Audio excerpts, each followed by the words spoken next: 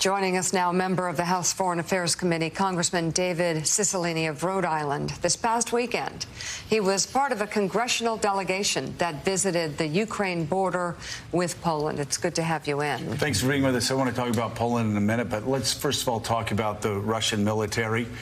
You said that weeks ago you spoke with Ukrainians who predicted this was going to happen. Yes, we were in Ukraine about 3 weeks ago, a bipartisan delegation, and everyone we met believed in their hearts it wouldn't happen. They didn't think that Vladimir Putin would actually do it. But when pressed, they said they were absolutely prepared to fight and die for their country. They said, we've tasted freedom and we are not going to go back to the time of the Soviet Union. And if it means dying, we will die. But we're going to fight to preserve our democracy and preserve our freedoms. And every single person, from young people to a 70-year-old woman we met, all said the same thing. So you're not surprised by what you're seeing, by this just heroic resistance? Not at all. I mean, it's absolutely consistent with every single person we met and spoke to in the streets or all around Ukraine who said, this is our country. We are going to stay here. We are not going back to those times. One woman said, I lived under the Soviet Union. I had to wear gray every day. Can you imagine wearing gray every day? I have a gun this big. I am going to fight Vladimir Putin myself. Yeah. And that was typical of what we heard. Let's talk about a different type of heroism, and that is from the Polish people themselves. It's remarkable, the stories along the Ukrainian-Polish border.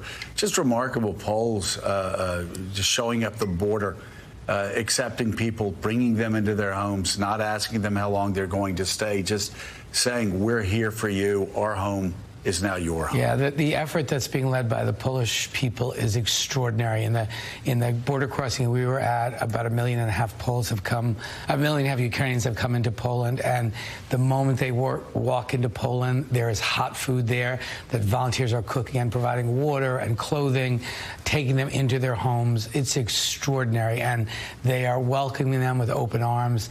We have to do everything we can to support the Polish effort, this extraordinary humanitarian effort that, you know, these folks have walked for very long distances in freezing cold, terrified, in tears, not sure what their future holds, and the Poles have been just magnificent. And it's still just the first wave. Willie Geist. Yeah, Congressman, I just want to get more from you on what you saw on the border, because I think it is so important. Poland has done just an extraordinary job. The UN announced today that 2 million people have left Ukraine, in a country of 44 million people, just in the last 2 weeks, fleeing the Russian invasion. As you know, the majority of them going to Poland. How are they absorbed into that country? That is a lot of people in 2 weeks to come in there. And then what is the hope that you heard from the Ukrainian people? Do they expect to return to their homes? Yes, absolutely. The Ukrainian people hope, as most people want to go back home, and they hope to be able to do that soon. But the Poles have, accepted them into their own homes. People literally are driving to the border crossing and saying, I can take 4 people, I can take 3 people. They've also set up a welcome center for people who have no place to go until they can find a place for them. But volunteers are bringing clothing and bringing toys for kids. There were Polish border guards passing out stuffed animals to the children waiting in line to try to comfort them and bring a little smile to their faces. But it is heartbreaking and devastating, and you see firsthand the suffering that has been imposed by this brutal, unwarranted, illegal, unprovoked attack by Vladimir Putin on a sovereign nation of Ukraine. Congressman, what you witnessed over the weekend at the border, if you have a heartbeat, you have to have strong feelings about what you see, especially when you see children crossing the border, some of them orphans. And I'm wondering, is there any thought being given right now? I realize it's the fog of war and the daily difficulty of war, obviously, but any thought being given now to reunification? How do we get these families back together again, back in the Ukraine, especially orphaned children? Yes, I mean, there are unfortunately will be a number of children who will become orphans because their father will be killed in the war. So we, of course, have to make every effort to ensure that people are reunited when this war ends. And and can return to their country. And then we're going to have to do a lot as an international community to help Ukraine rebuild. I mean, Vladimir Putin's objective here is to destroy Ukraine, to destroy it as a country. So, you know, the biggest threat to Vladimir Putin is a prosperous, free democracy on his border that Russian people see and think, why can't we enjoy those freedoms? Why can't we enjoy that way of life? And so he's trying to destroy Ukraine so that threat to his reign no longer exists. And so we have a lot of work to do to help them in their military effort, but also to help them rebuild their country once they prevail in this. Congressman, it seems that Vladimir Putin has done things that nobody else could do. He's brought together NATO. He's gotten Sweden involved. He's gotten Switzerland off of their neutral status. He's gotten Germany spending more money on military since World War II. And you have spasms of bipartisanship breaking out on Capitol Hill. Yeah. And one of those areas appears to be on the topic of Russian gas. A lot of Americans just are asking the question, and we just had Senator King here saying that Mainers were saying, why are we importing Russian gas?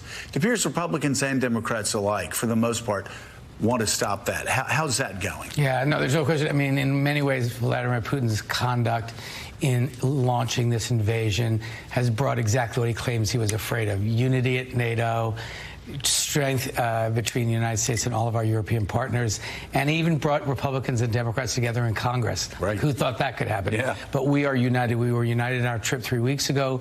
We were united in this trip to do everything we can to support the Ukrainian fight for their own country and their own democracy, and to starve Russia from any additional resources to finance this war operation. And although we have a very small part of our consumption, which is Russian oil, I think most people agree there's no reason that we should buy any at all. I think there's strong support for that.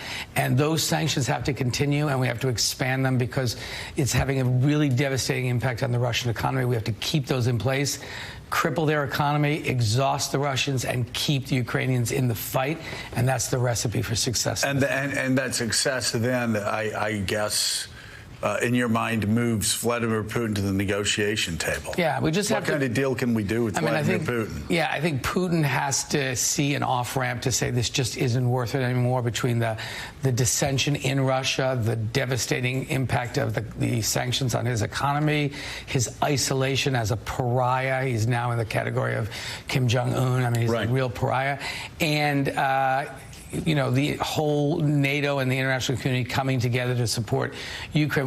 He's got to figure out a way to get out, and we need to give him that off-ramp so that he doesn't destroy the whole country. Just let's be very clear, although there have been one or two reckless statements made out there, the goal of the United States, the goal of NATO, is not regime change in Russia, is it? Absolutely not. Look, NATO is a defensive organization that was created to respond to Russian aggression. The aggressor here is Vladimir Putin. It's exactly the reason NATO was created. But this isn't about NATO. This is about Vladimir Putin being threatened by the presence of a thriving, free, democratic country, Ukraine. They've done tremendous work in building their democracy.